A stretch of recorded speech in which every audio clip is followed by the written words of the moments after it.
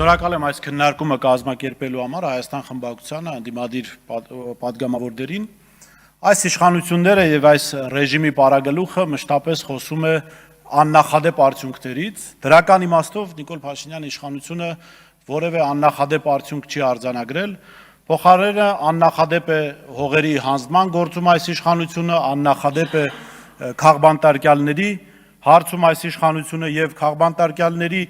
գործը կարծեք թե արտադրական մասշտաբների է հասել եւ դատարանները հաճախ չեն էլ հասցնում այն գործերի հետևից, որ այս իշխանությունները տանում են։ Այս ֆոնին, երբ ժողովուրդը, ընդդիմադիրները խոսում են քաղաքական բանտարկյալների մասին, Նիկոլ Փաշինյանի իշխանությունը քարոզչական մի թեզ է բերել եւ ես որպես լրագրող նաեւ հենց այդ թեզի մասին կուզեմ խոսել, որ ում հետևից մենք գնացինք, ում քրեական գործերը բացեցինք, դուք հայտարարեցիք, որ նրանք քաղաքական բանտարկյալներ են։ Մի բան ակնհայտ է այստեղ դրված լուսանկարներում մարդկանց առնչվող գործերը հիմնականում մատից ծծված են, ու այս դեպքում Նիկոլ Փաշինյանի մատից են ծծված, բայց եկեք վերցնենք օրինակ, որ ես ուզում եմ բերել օրինակ, որ գործը անգամ կարող է լինել իրականության մեջ, այսինքն հանցագործությունը կարող է գործված լինել, բայց դրա վերաբերյալ գործը եւս կարող է լինել քաղաքական հետապնդում կարող է համարվել։ Ես իհարկե չեմ համարում, որ Դավիթ Համբարձումյանը այն հանցագործությունը, որ իրեն վերագրվում է,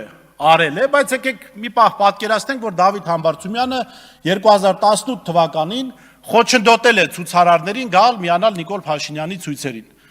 Փաստեր չկան, տեսանյութ չկա, որտեղ մենք կարող ենք արձանագրել, որ Դավիթ Համբարձումյանը այդ գործողությունը արել է։ Փոխարենը կա տեսանյութ, որտեղ ցուցարարների նկատմամբ բռնություն է գործադրում Սամվել Ալեքսանյանը, եւ Սամվել Ալեքսանյանը հիմա ազատության մեջ է, ավելին, Սամվել Ալեքսանյանը այս իշխանության սիրելի օլիգարխներից մեկն է, ինչպես նախորդ իշխանության սիրելի օլիգարխները։ Ինչու են Դավիթ Համբարձումյանին տարել բանտարկության, իսկ Սամվել Ալեքսանյանը ազատության մեջ է։ Մի պարզ պատճառով։ Ի տարբերություն Դավիթ Համբարձումյանի, Սամվել Ալեքսանյանը Տիգրան Ավինյանի գլխին զոնտիկ է պահել։ Ի տարբերություն մեկ այլ համայնքապետի, Դավիթ Համբարձումյանը երևի թե Աննա Հակոբյանին վարդերով չի դիմավորել Մասիս համայնք գնալուց, չգիտեմ գնացել է թե ոչ։ Եվ այստեղ հենց այս գործը ցույց է տալիս, որ քաղաքական հետապնդում կարող է լինել անգամ այն պարագայում, երբ ենթադրաբար կարող է լինել հանցագործություն։ Մեկ այլ դեպքում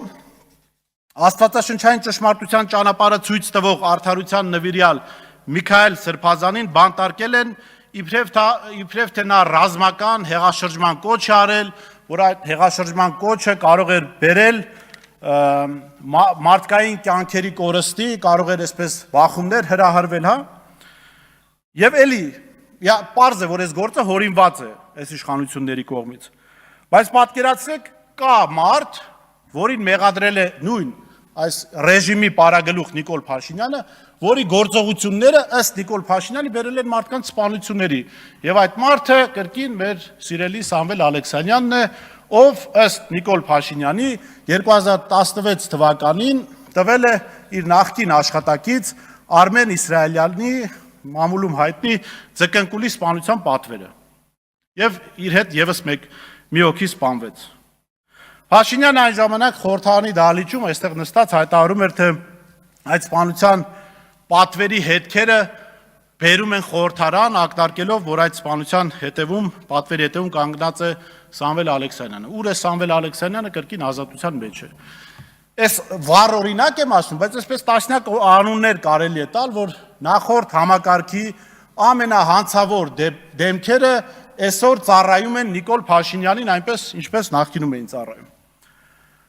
Ակնհայտ է, որ իշխանության համար գերխնդիրը հանցագործությունների կանխումն ու բացահայտումը չէ։ Նրանք գնում են այն մարդկանց հետևից, ովքեր խանգարում են իրենց կատարել այնինչ իրենց թելադրված է։ Այդ նպատակի համար էլ պատրաստ են եւ հաճախ հորինում են քրեական գործեր։ Ավելին ասեմ, սրանք պետությունը նմանեցրել են ահաբեկչական կառույցի եւ վերջերս ԿՊԱ-ական պատգամավոր Լիլիթ Ստեփանյանը Նիկոլ Փաշինյանի ընտանեկան թերթով ինչ ասեց։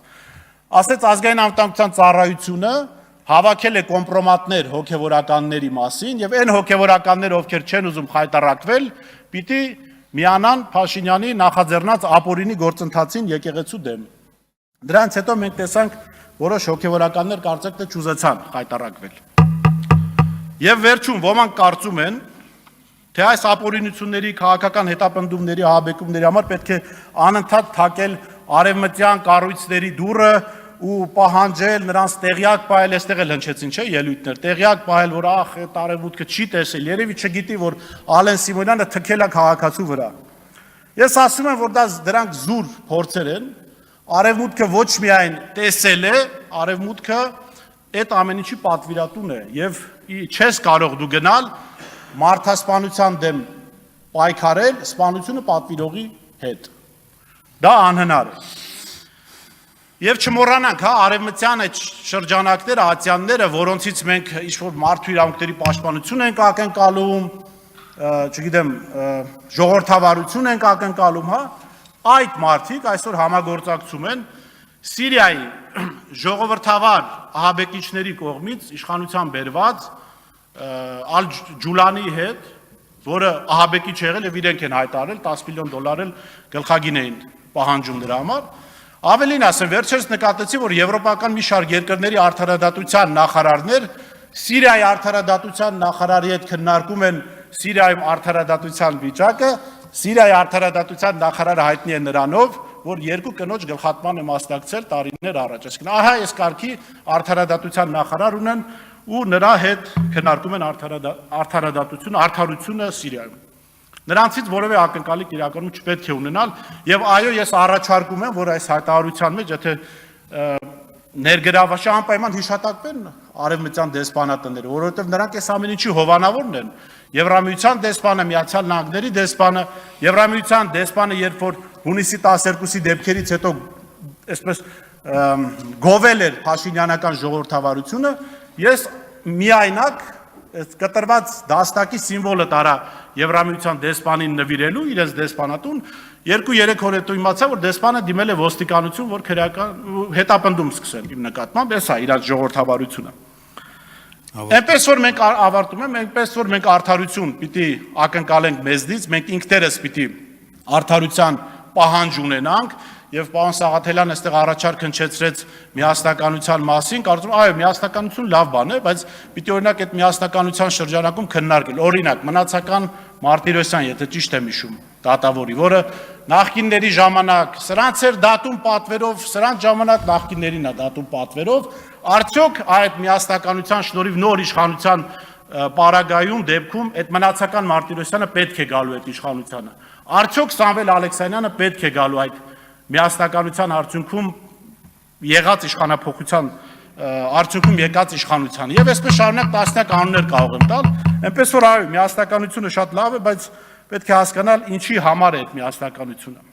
Եվ վերջում մի կարճ արձանագրում, չնայած բոլորն էլ խախտել են ժամանակի բանը։ Բայց բոլոր դեպքերում դե մենք ոչինչ